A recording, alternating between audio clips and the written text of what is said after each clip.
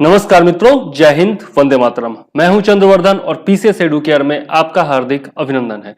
दोस्तों, बिहार आर्थिक समीक्षा का भाग 2 हम लोग आज देखने वाले हैं, जिसमें हम लोग देखेंगे भूमि उपयोग के पैटर्न के बारे में और इसके अलावा कृषि से जुड़े हुए, एग्रीकल्चर से जुड़े हुए बिहार के जितने भी अद्यतन आंकड़े हैं, जो भी लेटेस्ट डाटा है, उन सब के बारे में हम लोग इसमें देखने वाले हैं। ठीक है, बिहार की आर्थिक समीक्षा जो लेटेस्ट है उससे ये आंकड़े लिए गए हैं और 100% जो है ये आंकड़े परफेक्ट है। यहाँ से क्वेश्चन निश्चित तौर पर बनने वाले हैं, एक या दो क्वेश्चन निश्चित तौर पर बनेंगे। कहाँ पर सबसे ज्यादा वन है, कहाँ पर सबसे ज्यादा बुआई होती है, किस जिले में किस फसल की खेती सबसे ज्यादा होती है, यह सब हम लोग देखेंगे। जो जलवायु जोन वगैरह है वो सब हम लोग देखेंगे और बिहार की अर्थव्यवस्था, बिहार का भूगोल और साथ में बिहार स्पेशल जो जीएस होता है उसका ये एक महत्वपूर्ण पार्ट होने वाला है। ठीक है, तो पूरा का पूरा वीडियो अंत तक देखिएगा और यदि वीडियो अच्छा लगे तो जरूर से जरूर आप लाइक कर दीजिएगा और शेयर कर दीजिएगा ताकि बहुत सारे लोगों तक यह वीडियो पहुंच सके। साथ ही यदि चैनल पर नए हैं तो सब्सक्राइब करके बेल आइकॉन दबा दीजिएगा ताकि आपको आने वाले वीडियोज का भी नोटिफिकेशन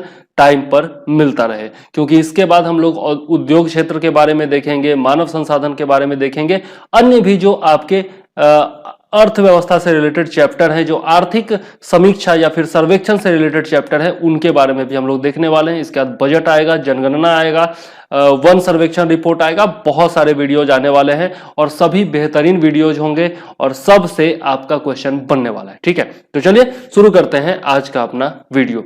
सबसे पहले देखते हैं बिहार में कोविड-19 से प्रभावित अर्थव्यवस्था के कौन कौन से क्षेत्र रहे हैं। तो सबसे निम्न प्रभावित जो 6 क्षेत्र हैं, जो सबसे कम प्रभावित हुए हैं, उनमें है फसलें, पशुधन, वानिकी एवं काष्ठ उत्पादन, विद्युत, गैस, जल एवं जनोपयोगी सेवाएं और भंडारण एवं लोक प्रशासन। ठीक है, तो ये जो 6 क्षेत्र है यह सबसे कम प्रभावित हुए हैं, क्योंकि कोविड-19 से कौन सा क्षेत्र प्रभावित होगा? जो रोजमर्रा की चीजें हैं जो बंद कर दी गई या फिर जो होटल वगैरह का व्यवसाय है वो सब ज्यादा प्रभावित होगा ना। तो ये सब जो क्षेत्र है यह कम प्रभावित हुए हैं क्योंकि इन पर ज्यादा बंदी का कोई प्रभाव नहीं रहा है। इसके बाद देखते हैं मध्यम प्रभाव वाले 7 क्षेत्र हैं, वो कौन कौन है? तो मत्स्याखेट मतलब मछली पालन जो होता है या फिर मछली का शिकार जो होता है, इसके मछली पकड़ना, फिर जल कृषि है, इसके अलावा व्यापार एवं मरम्मत सेवाएं हैं, जल परिवहन है, परिवहन सदृश सेवाएं मतलब परिवहन से जुड़ी हुई जितनी भी सेवाएं हैं, इसके अलावा संचार एवं प्रसारण संबंधी सेवाएं, वित्तीय सेवाएं, स्थावर संपदा, निवास स्वामित्व एवं पेशेवर संस्थाएं और अन्य सेवाएं। ठीक है, तो ये सब जो है मध्यम प्रभाव वाले 7 क्षेत्र हैं।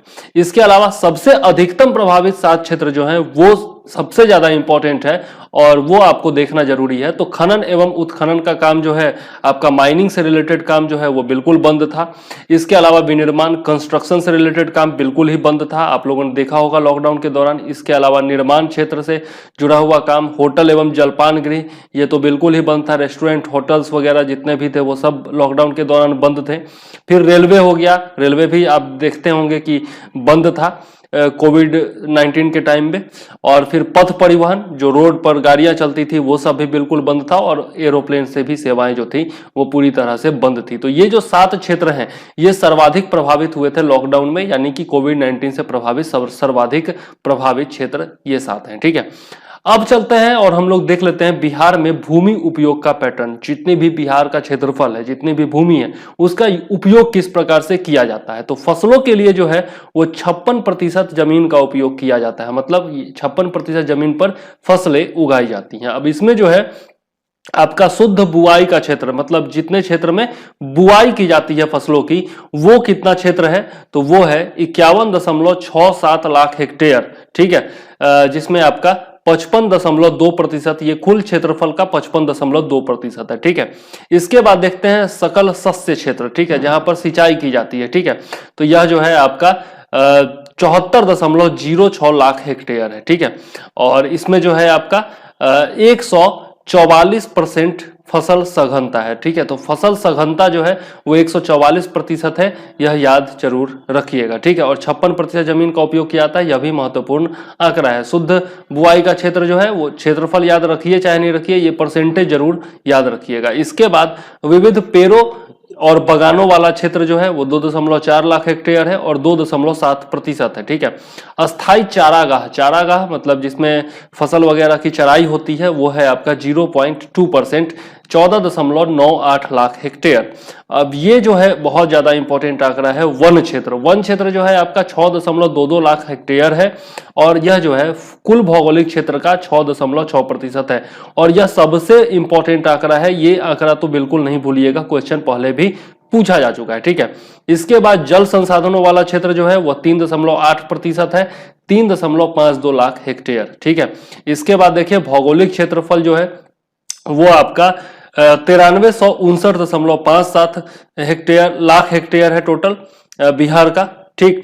और इसमें भी कृषि ऊसर भूमि जो है, कृषि की जाने वाली ऊसर भूमि जो है वह आपका 0.5% है और बागानी भूमि कितनी है 2.7% है। ठीक है। तो यह सब कुछ खास इंपॉर्टेंट आंकड़ा नहीं है। ऊपर जो आंकड़ा मैंने वन का दिया और बाकी जो शुद्ध बुआई का क्षेत्रफल है वो जरूर याद रखिएगा। ठीक है। आगे देख लेते हैं बिहार में फसल सघनता जो है 2018-19 में बिहार में फसल सघनता कितनी रही है, तो यह आपका सॉरी गलत आंकड़ा है। फसल सघनता जो थी वह आपकी यहाँ पर 144% जो दिया गया था, यही आंकड़ा सही है। ठीक है। वो 1.43 वाला आंकड़ा गलत है, तो याद रखिएगा 144% जो है वो फसल सघनता है। ठीक है। नेक्स्ट है 2018-19 में बिहार में सर्वाधिक निवल शुद्ध बुआई क्षेत्र प्रतिशत वाले 3 जिले कौन कौन से हैं। ठीक है। तो सबसे ज्यादा बुआई किस कहाँ होता है, तो बक्सर में होता है 86.7%। उसके बाद भोजपुर है, भोजपुर जिसको आरा भी कहते हैं 80.2% और उसके बाद है सिवान 73.6%। ठीक है। और यह जो है आप जानते हैं तीनों जो जिले हैं वो आपके उत्तर प्रदेश और बिहार की सीमा पर हैं। ठीक है। तो यह जो है बिहार का कह सकते हैं कि पश्चिमी क्षेत्र में ये सारे जिले हैं। ठीक। सर्वाधिक शुद्ध बुआई क्षेत्र वाला जिला जो है वह आपका 2018-19 में पूर्वी चंपारण और सबसे कम ये आपका बुआई क्षेत्र वाला जिला कौन था, शिवहर था। तो यह भी जो है इंपॉर्टेंट आंकड़ा है। सर्वाधिक जो बुआई हुई थी वह पूर्वी चंपारण में और सबसे कम जो हुई थी वह शिवहर में थी। ठीक है। यह याद जरूर रखना है। नेक्स्ट है सबसे कम निवल बुआई प्रतिशत वाले, यहां पर प्रतिशत है। ठीक है। निवल बुआई प्रतिशत वाले, तो यह है जमुई, जमुई 17.9%, मुंगेर 29.3% और गया जो है वह 34.4%। ठीक है। तो सबसे कम वाला जो है आपका जमुई हो गया। ठीक है। याद रखना है, बाकी दोनों याद रखिए चाहे नहीं रखिए, जमुई याद रखिएगा कि सबसे कम निवल बुआई प्रतिशत वाला जो जिला है वह जमुई है। ठीक है। नेक्स्ट है आपका सर्वाधिक वन वाले जिले, तो यह भी जो है आपका पूछा जा चुका है, पिछली बार भी पूछा गया था। तो सर्वाधिक वन कहां है, तो कैमूर में है। ठीक है। 1.13 लाख हेक्टेयर में वन है कैमूर में और यह सबसे ज्यादा है। उसके बाद स्थान आता है जमुई का, उसके बाद पश्चिम चंपारण है, फिर गया है। ठीक है।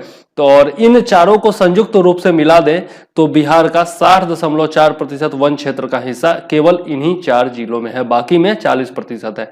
ठीक है। तो याद रखना है सबसे ज्यादा कहां पर है, कैमूर में है। ठीक है। इंपॉर्टेंट है। क्षेत्र याद रखिए चाहे नहीं रखिए, कितना है वो याद रखिए चाहे नहीं रखिए, इतना जरूर याद रखिएगा सर्वाधिक वन क्षेत्र जो है वो कैमूर में है। ठीक है।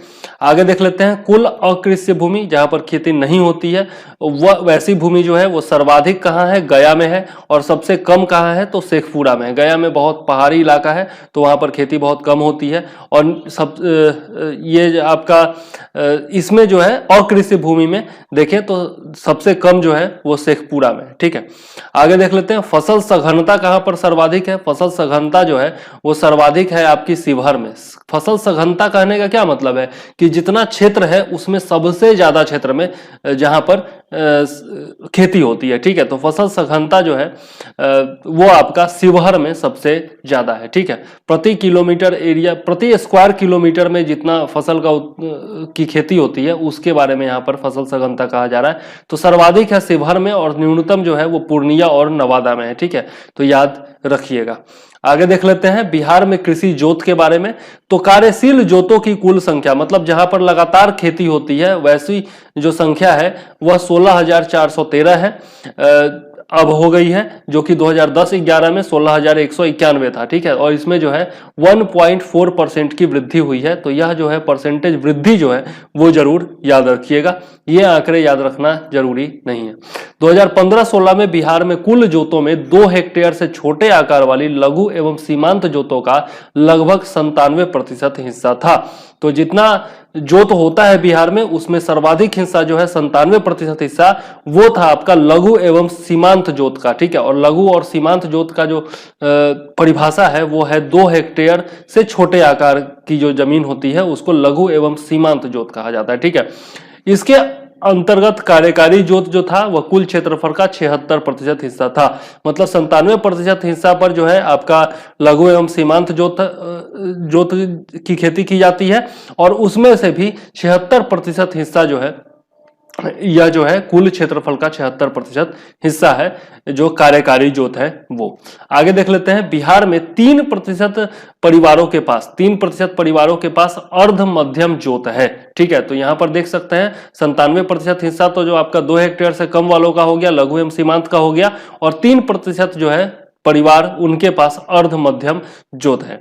बिहार में सभी वर्ग समूहों में जोतों का कुल कार्यकारी क्षेत्रफल क्या है? तो पुरुषों के लिए देखें तो 55.4 लाख हेक्टेयर है जो कि, और महिलाओं के लिए देखें तो 9.2 लाख हेक्टेयर है। बिहार में 14.2% जोतों पर महिलाओं का अधिकार है। तो यह आंकड़ा इंपॉर्टेंट है, याद रखिएगा। महिलाओं का अधिकार कितने परसेंट जोतों पर है, बाकी कुछ याद रखने की जरूरत नहीं है। ठीक है, चलिए आगे देख लेते हैं। 2015-16 में जोतों का जो औसत आकार था वह क्या था? तो बिहार में 0.39 हेक्टेयर था मात्र, जो कि पूरे भारत का औसत देखें तो 1.08 हेक्टेयर था। ठीक है, तो बिहार में बहुत कम है, यह दुखद बात है, और ज्यादा बड़ी होनी चाहिए थी जोतों का आकार जो है। तो ये याद रखिएगा। बिहार में कृषि जलवायु जोन अवस्थित जिले तथा मिट्टियां देख लेते हैं। तो किस जोन में कौन सी मिट्टी पाई जाती है, कौन कौन से जिले हैं, वो हम लोग इसमें देखने वाले हैं। ठीक है, तो देखते हैं सबसे पहले उत्तर पश्चिमी जोन। सबसे पहले देखते हैं उत्तर पश्चिमी जोन जो है उसमें 13 जिले हैं। उत्तर पश्चिम में चले जाइए आप, बिहार के मैप पर यदि कंट्रोल है तो उत्तर पश्चिम में चले जाइए। वहां पर है आपका पश्चिमी चंपारण, पूर्वी चंपारण, सारण है, सिवान है, गोपालगंज है, मुजफ्फरपुर है, शिवहर है, वैशाली है, दरभंगा है, मधुबनी है, समस्तीपुर है, बेगूसराय है और सीतामढ़ी है। ये जो है आपके टोटल 13 जिले हैं वो उत्तर पश्चिमी जोन में आते हैं। और यहाँ पर जो है आप बिहार का मैप सामने खोल लीजिए जिला वाला, और उसमें देख करके याद कीजिए तो जल्दी याद हो जाएगा। और इस क्षेत्र में जो है आपकी बलुई दोमट और दोमट मिट्टी मिलती है। ठीक है, नेक्स्ट है आपका उत्तर पूर्वी जोन। अब देखते हैं उत्तर पूर्वी जोन में जो है टोटल 8 जिले हैं। इसमें सुपौल है, सहरसा है, मधेपुरा है, कटिहार है, पूर्णिया है, किशनगंज है, अररिया है और खगड़िया है। ठीक है, तो ये जो 8 जिले हैं ये आपके उत्तर पूर्वी जोन में आते हैं, और इसमें बलुई दोमट मिट्टी है और चिकनी दोमट मिट्टी है। ठीक है, याद रखना है। नेक्स्ट है आपका दक्षिणी जोन। दक्षिणी जोन में कुल 17 जिले हैं। शेखपुरा, लखीसराय, जमुई, मुंगेर, पटना, भागलपुर, बांका, नालंदा, गया, औरंगाबाद, नवादा, जहानाबाद, अरवल, भोजपुर, बक्सर, रोहतास और भभुआ। ठीक है, ये जो जिले हैं वो दक्षिणी जोन में आते हैं, और आपका इसमें जो है बलुई दोमट, चिकनी दोमट तथा चिकनी मिट्टी पाई जाती है। ठीक है, तो ये जो जोन है वो इंपॉर्टेंट है, आपको याद रखना चाहिए। बिहार का मैप खोल करके एक बार और पढ़िएगा आप इसको अच्छे से, या फिर वीडियो जो मैंने बताया वो सुनिएगा तो अच्छे से याद हो जाएगा। ठीक है, चलिए आगे देख लेते हैं उत्पादन, उत्पादकता और फसल पैटर्न। ठीक है, तो 2019-20 में यदि देखें तो खाद्यान्न उत्पादन कितने क्षेत्रफल में हुआ था? तो 94.1% क्षेत्रफल में आपका खाद्यान्न उत्पादन हुआ था, जिसमें अनाज जो है वो 87.4% में, दलहन जो है वो 6.7% में, और तिलहन का उत्पादन 1.7% क्षेत्रफल में हुआ था।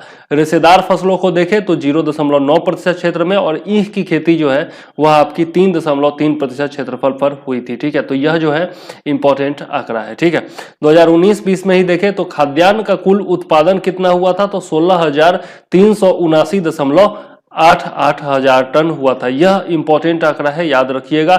इसमें कुल अनाज उत्पादन देखें तो 16,045.46 हजार टन था। ठीक है, आगे देख लेते हैं अनाजों के उत्पादन में वार्षिक वृद्धि दर कितनी रही थी। तो 2015-16 से लेकर 2019-20 का देखें तो वार्षिक वृद्धि दर जो है अनाजों के उत्पादन में वह 1.29% रहा था। यह भी जो है इंपॉर्टेंट आंकड़ा है। कुल खाद्यान्न का वार्षिक जो आपका वृद्धि दर था वह 1.4% था, जिसमें चावल का जो है वह 2.45%, गेहूं 4.13%, दलहन का 4.66% तथा कुल तिलहन का उत्पादन जो है 0.36% रहा। यहां पर आपका वृद्धि दर दिया जा रहा है। ठीक है, आगे देख लेते हैं। अब उत्पादकता देख लेते हैं। तो उत्पादकता क्या होती है? फसल उत्पादन, प्रति हेक्टेयर क्षेत्रफल पर कितना किलो फसल का उत्पादन होता है उसी को हम लोग कहते हैं उत्पादकता। ठीक है, और फसल उत्पादकता देखें तो 2018-19 में यहां पर दिया हुआ है। यहां पर आपका चक्रवृद्धि दर जो है वह 2015 से 2020 तक 5 साल के बीच में दिया हुआ है, और यहां पर आपका 2019-20 में उत्पादन कितना हुआ वो दिया हुआ है। ठीक है, तो सारा आंकड़ा याद रखने की जरूरत नहीं है। चावल और गेहूं और का उत्पादन जो है और कुल अनाज का उत्पादन जो है वो जनरली आप याद रखते हैं। ठीक है, और ये जो है याद नहीं भी रखिएगा तब भी चलेगा, इतना डीप से नहीं पूछा जाता है। ठीक है, कहां पर किस जिले में ज्यादा उत्पादन होता है ये जरूर पूछा जा सकता है। ठीक है, तो चलिए देखते हैं उत्पादन, उत्पादकता एवं फसल पैटर्न में आगे, जो कि 2019-20 का ये लेटेस्ट आंकड़ा है। बिहार में ईख की खेती 3 लाख हेक्टेयर क्षेत्रफल पर होती है। ठीक है, तो यह जो है महत्वपूर्ण आंकड़ा है। ईख का कुल उत्पादन देखें तो 2019-20 में 150.66 लाख टन रहा। ठीक है, और उत्पादकता देखें तो 2019-20 में 60,649 किलोग्राम प्रति हेक्टेयर। ठीक है, तो ईख का कुल उत्पादन और उत्पादकता जो है यह इंपॉर्टेंट है। ईख बिहार की प्रमुख फसल है और ये जो है आपका 3 लाख हेक्टेयर क्षेत्रफल पर खेती होती है ईख की, यह भी इंपॉर्टेंट है। ठीक है, अब ईख के उत्पादन एवं क्षेत्रफल में सबसे अग्रणी जिला कौन सा है? तो सबसे आगे जो है वो पश्चिम चंपारण है, यानी कि सबसे ज्यादा जो है आपका उत्पादन यहाँ पर होता है। और उत्पादकता में यदि देखें तो किशनगंज है। ठीक है, तो उत्पादन सबसे ज्यादा पश्चिम चंपारण में होता है और प्रति हेक्टेयर में जो उत्पादन होता है वो सबसे ज्यादा किशनगंज में होता है। यह बहुत ही इंपॉर्टेंट आंकड़ा है, यह जरूर याद रखिएगा। ईख के लिए आंकड़े बिहार सरकार का गन्ना विभाग उपलब्ध कराता है, यह भी जो है इंपॉर्टेंट पॉइंट है। ईख उत्पादकता के मामले में जो 4 शीर्ष जिले हैं वो देख लें तो सबसे ज्यादा तो किशनगंज हम लोग देख चुके हैं, इसके बाद जो है पटना है, कटिहार है और मुजफ्फरपुर है। और सर्वाधिक, अब देखते हैं सर्वाधिक क्षेत्र में चावल की खेती करने वाले जो चार जिले हैं। ठीक है, तो चावल की खेती सर्वाधिक करने वाले 4 जिले हैं रोहतास, मधुबनी, पूर्वी चंपारण और औरंगाबाद। तो सबसे ज्यादा चावल का उत्पादन रोहतास में होता है, याद रखिएगा। अब देखते हैं गेहूं की खेती से संबंधित आंकड़े। तो गेहूं जो है सर्वाधिक उत्पादन गेहूं का भी जो है आपका रोहतास में होता है, और उसके बाद मुजफ्फरपुर, पूर्वी चंपारण और भोजपुर का स्थान आता है। मक्का की खेती के बारे में देखें तो कटिहार में सबसे ज्यादा उत्पादन होता है, उसका बेगूसराय, समस्तीपुर और खगड़िया का स्थान आता है। ठीक है, तो यह जो है सारे आंकड़े बहुत ज्यादा इंपॉर्टेंट है, किसी के बारे में भी पूछा जा सकता है, इसलिए याद रखिएगा। अब देख लेते हैं सर्वाधिक क्षेत्र पर दलहन की खेती जो होती है, उसके दलहन की खेती करने वाले 4 जिले कौन कौन है? तो यहाँ पर थोड़ा सा गलती हो गया था, लेकिन आंकड़ों को मैंने सुधार दिया है।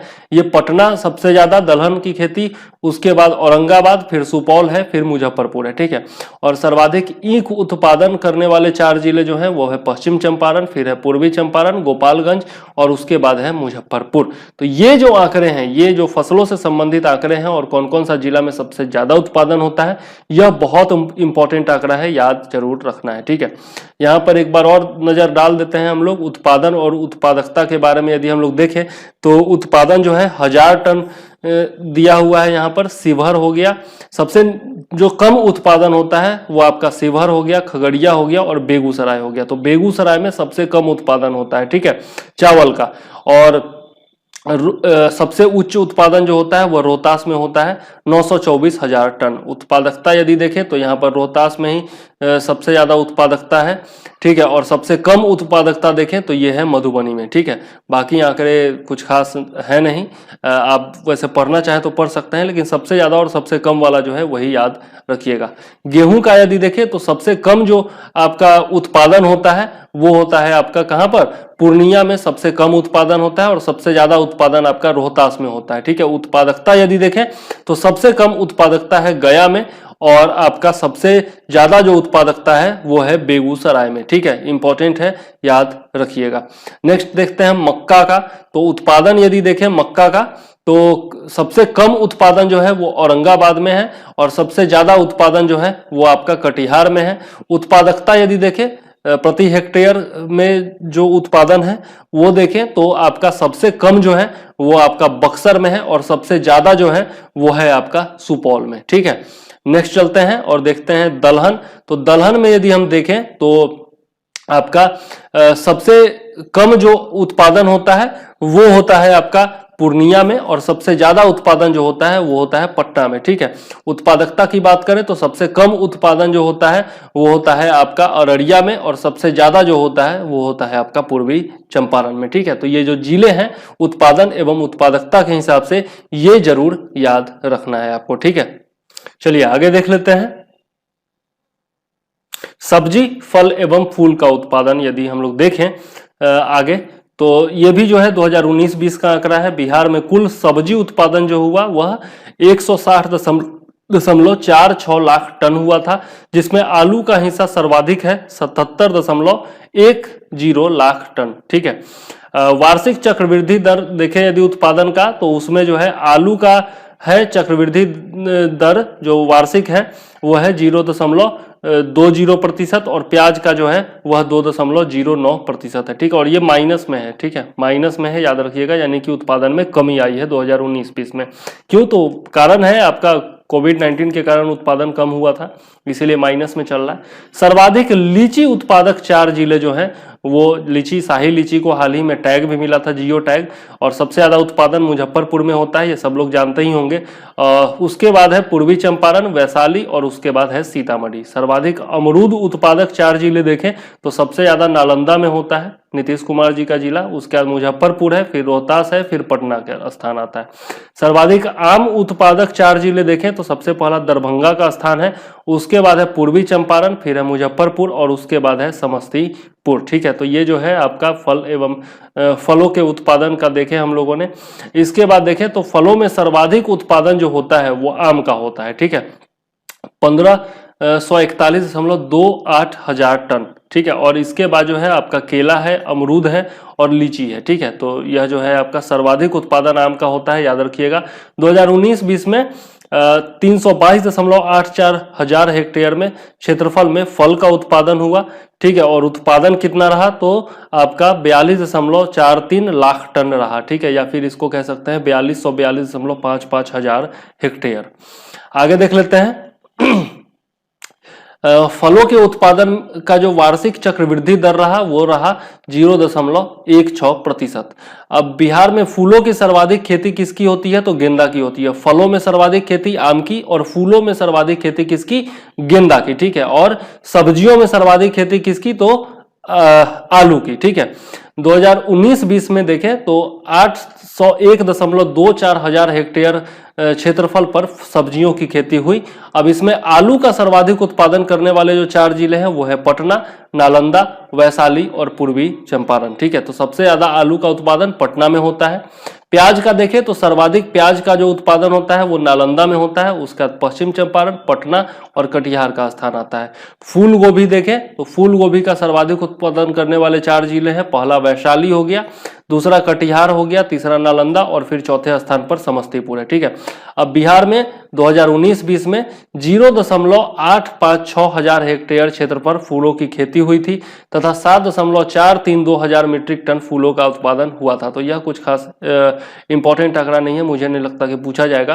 बैंगन का सर्वाधिक उत्पादन देखें तो सबसे ज्यादा नालंदा में हुआ। नालंदा जिला जो है वो आपका नालंदा है, वैशाली है, ये सब जो है आपका सब्जी उत्पादन के लिए फेमस है। तो नालंदा में सबसे ज्यादा उत्पादन हुआ, उसके बाद वैशाली है, फिर पटना है, फिर बेगूसराय है। ठीक है, अब बिहार में सर्वाधिक सब्जी उत्पादक जिला जैसा मैंने आपको बताया तो सर्वाधिक सब्जी उत्पादक जिला 2016-17 का यह आंकड़ा है, नालंदा था। ठीक है, और बिहार में सर्वाधिक फल उत्पादक जिला देखें तो मुजफ्फरपुर है। यहीं पर सबसे ज्यादा आम का उत्पादन, सबसे ज्यादा आपका लीची का उत्पादन यह सब होता है।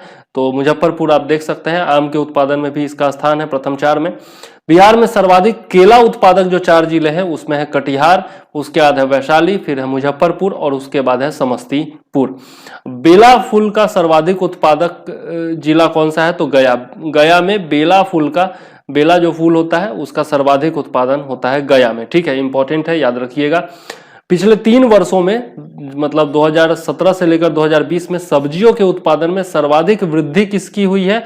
तो शकरकंद की वृद्धि सबसे ज्यादा हुई है। शकरकंद जिसको हम लोग अलुआ भी कहते हैं, और जब झारखंड अलग हुआ था तो कहा जाता था बिहार के बारे में कि अब खइहा शकरकंद अलग भइले झारखंड, है ना? तो आप लोगों ने भी सुना होगा।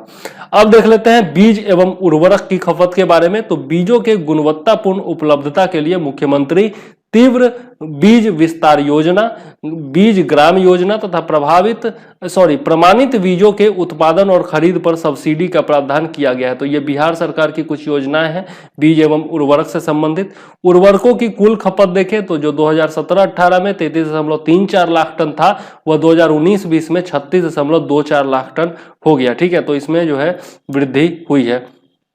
आगे देख लेते हैं 2019-20 में उर्वरकों में सर्वाधिक खपत किसकी हुई? तो यूरिया की सर्वाधिक खपत हुई। ठीक है, उर्वरकों की कुल खपत में 62.63% हिस्सा जो है वो यूरिया का ही है। ठीक है, तो सर्वाधिक खपत यूरिया की हुई। उर्वरकों की कुल खपत यदि देखें प्रति हेक्टेयर जो किलोग्राम खपत हुआ उसमें देखें तो 2019-20 में 219 केजी प्रति हेक्टेयर खपत जो है उर्वरकों की हुई थी। 2018-19 का भी आंकड़ा 2001 था, 201 केजी प्रति हेक्टेयर था। उर्वरकों की खपत 2019-20 में देखें तो आपका सर्वाधिक खपत जो है वो पूर्णिया में हुई थी और सबसे कम खपत जो है वो शिवहर में हुई थी। ठीक है, और पूर्णिया में 1.20 लाख टन खपत हुई थी। तो सबसे ज्यादा खपत पूर्णिया में, सबसे कम खपत आपका यहाँ पर शिवहर में। ठीक है, आगे देख लेते हैं कृषि यंत्रीकरण एवं ऋण, मतलब कृषि कार्य में जो उपयोगी यंत्र होते हैं उनके बारे में देख लेते हैं, उनका उपयोग वगैरह के बारे में, और उन पर जो ऋण वगैरह दिया जा रहा है ताकि उनका उपयोग बढ़े उसके बारे में। तो बिहार में कृषि ऋण प्रवाह के 3 प्रमुख स्रोत कौन कौन है? यह बहुत ही ज्यादा इंपॉर्टेंट पॉइंट है दोस्तों, याद रखिएगा। तो पहला है आपका व्यावसायिक बैंक, दूसरा है आपका क्षेत्रीय ग्रामीण बैंक और तीसरा है आपका केंद्रीय सहकारी बैंक। और कृषि ऋण का प्रवाह यदि देखें तो 2018-19 में जो 41,798 करोड़ रुपया था वह आपका 2019-20 में घट करके 39,044 करोड़ हो गया, क्योंकि कृषि ही कम हुई तो आपका ऋण भी जो है वो कम ही लोग लेंगे। कृषि ऋण हेतु तय लक्ष्य जो था उसकी में देखें उपलब्धि का स्तर, तो 2014-15 में जो लक्ष्य था वह 96.3% पूरा हुआ था, जबकि 2019-20 में जो है वह आपका 72.7% ही मात्र पूरा हो पाया। 2019-20 में जारी केसीसी मतलब किसान क्रेडिट कार्ड्स की संख्या यदि देखें तो यह थी आपकी 1,66,434। ठीक है, और इसकी शुरुआत कब हुई थी? केसीसी देने की शुरुआत, किसान क्रेडिट कार्ड देने की शुरुआत कब हुई थी? तो 1998-99 में हुई थी। यह इंपॉर्टेंट आंकड़ा है। ठीक है, याद रखिएगा। बिहार सरकार ने फसल अपशिष्ट प्रबंधन के लिए प्रयुक्त होने वाली खरीद कर यंत्रों की खरीद पर 80% सब्सिडी का प्रावधान किया है। ठीक है, मतलब कि जो फसल अपशिष्ट है, पराली वगैरह है, वह जो है खरीद लेती है सरकार आपसे और उसके बाद जो है आपको 80% सब्सिडी देती है यदि किसान यदि यंत्र खरीदना चाहते हैं तो। ठीक है, मतलब पराली के बदले यंत्र किसानों को दिया जाएगा और उस पर 80% की सब्सिडी दी जाएगी। कृषि प्रयोजन हेतु जो बिजली की खपत होती है वह जो है आपका 93.29 करोड़ यूनिट होती है और कुल बिजली खपत का 4.11% हिस्सा जो है वो आपका कृषि कार्य में खर्च होता है। कुल कृषि ऋण में बैंकों का हिस्सा देखें तो सर्वाधिक ऋण जो है वो व्यावसायिक बैंक यानी कि कमर्शियल बैंक्स के द्वारा दिए जाते हैं और उसके बाद जो है क्षेत्रीय ग्रामीण बैंक और सबसे कम जो है वो केंद्रीय सहकारी बैंक के द्वारा दिया जाता है। व्यावसायिक बैंक जो है वो 50% देते हैं। रूरल आरआरबी जो है रूरल रीजनल बैंक जिनको कहा जाता है वो आपका 34.9% देते हैं और केंद्रीय सहकारी बैंक जो है कोऑपरेटिव बैंक जो है वो आपका 8.21% देते हैं। कृषि रोड मैप 3 के अंतर्गत बिहार में कृषि यंत्रों के लिए केंद्र सरकार के अलावा राज्य सरकार भी सब्सिडी दे रही है। यह भी जो है एक पॉइंट है जो कि आप लिख सकते हैं यदि मेंस में क्वेश्चन पूछा जाता है। पशुपालन एवं मत्स्य का आंकड़ा आप देख लेते हैं। यह भी आंकड़ा जो होता है वो इंपॉर्टेंट होता है, इस पर भी बहुत ज्यादा ध्यान दिया जा रहा है। तो पशु गणना 2019 के अनुसार यदि हम देखें तो बिहार में पशुधन की कुल संख्या जो है वो आपका 36,454,000 है। ठीक है, मतलब 3.65 करोड़ है। ठीक है, कुल पशुधन की संख्या। पशुधन की कुल संख्या में दुधारू पशु कितने हैं तो 63.18% जो है वो दुधारू पशु हैं। गाय बैलों की कुल संख्या देखें तो 55,311,000 है, मतलब 42% जो है दुधारू पशुओं में वो आपके गाय और बैल हैं। ठीक है, और भैंसों की कुल संख्या देखें तो 77.20 लाख है। पोल्ट्री पक्षियों की कुल संख्या देखें तो 165.25 लाख है, और इसमें जो है 18.3% की वृद्धि भी हुई है। बिहार में देखें तो 273.3 हजार हेक्टेयर क्षेत्रफल में जल क्षेत्र का और 3200 किलोमीटर लंबाई में नदियों का विस्तार है। राज्य के कुल भौगोलिक क्षेत्रफल का ये जो है आपका 3.8% क्षेत्र बनता है। ठीक है, जल क्षेत्र जो है। गाय के दूध का सर्वाधिक उत्पादन जो है कहां पर कहा होता है, यह बहुत महत्वपूर्ण आंकड़ा है कि गाय के दूध का सर्वाधिक उत्पादन समस्तीपुर में होता है और बेगूसराय में होता है। और भैंस के दूध का उत्पादन देखें तो सुपौल, नालंदा और पटना, सबसे ज्यादा सुपौल में होता है, उसका नालंदा, फिर पटना का स्थान आता है भैंस के दूध में। यह आंकड़ा इंपॉर्टेंट है। बिहार में मत्स्य अनुसंधान केंद्र की स्थापना का प्रस्ताव कहां पर दिया गया है तो मीठापुर, पटना में दिया गया है।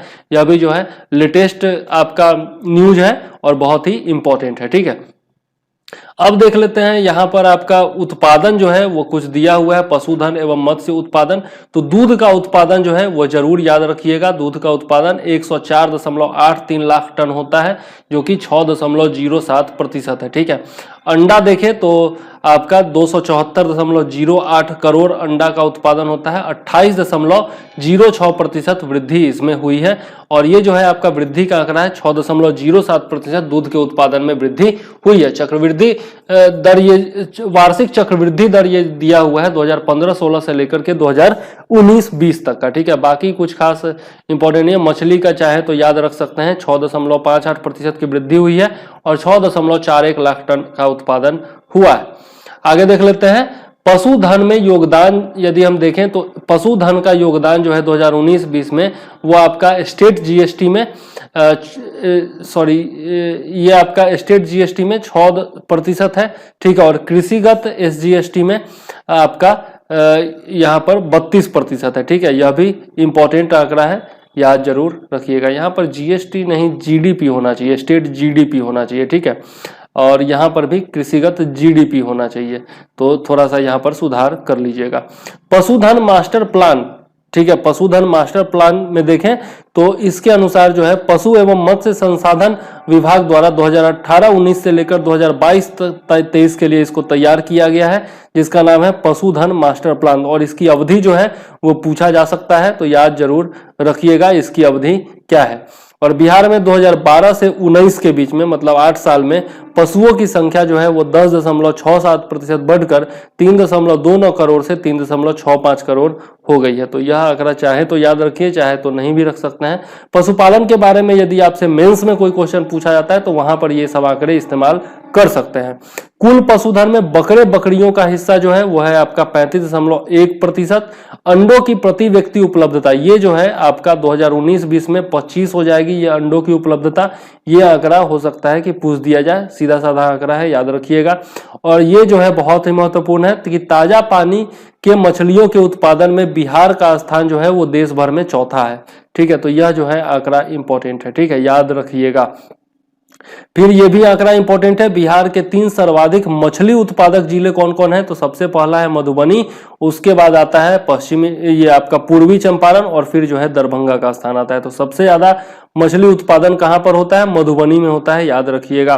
ठीक है, और मछली का निर्यात भी हम लोग करते हैं। 30,000 मीट्रिक टन का मछली का निर्यात जो है वो नेपाल और पड़ोसी राज्यों को हम लोगों ने किया है 2019-20 में।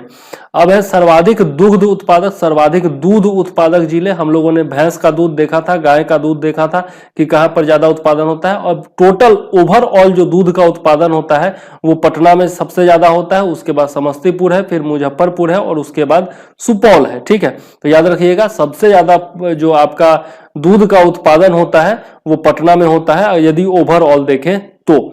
अब यहां पर बिहार जीविका मास्टर प्लान है, यह जो है क्या है तो 2019 में आपका International Livestock Research Institute तथा Bill and Melinda Gates Foundation के सहयोग से इसे लॉन्च किया गया था। तो यह जो है इंपॉर्टेंट पॉइंट है, याद रखिएगा। तृतीय कृषि रोड मैप देखें तो 2017 से 2022 तक के लिए इसे बनाया गया है, तृतीय कृषि रोड मैप। और इसके तहत क्या क्या होना है तो 9 नवंबर 2017 को राष्ट्रपति रामनाथ कोविंद के द्वारा इसका प्रारंभ किया गया था, इसकी शुरुआत की गई थी। और प्रथम जो कृषि रोड मैप था वह 2008 में बनाया गया था, यह भी याद रखिएगा। ठीक है, और जो आपका तृतीय है वो 2017 में राष्ट्रपति रामनाथ कोविंद के द्वारा शुरुआत इसकी हुई थी।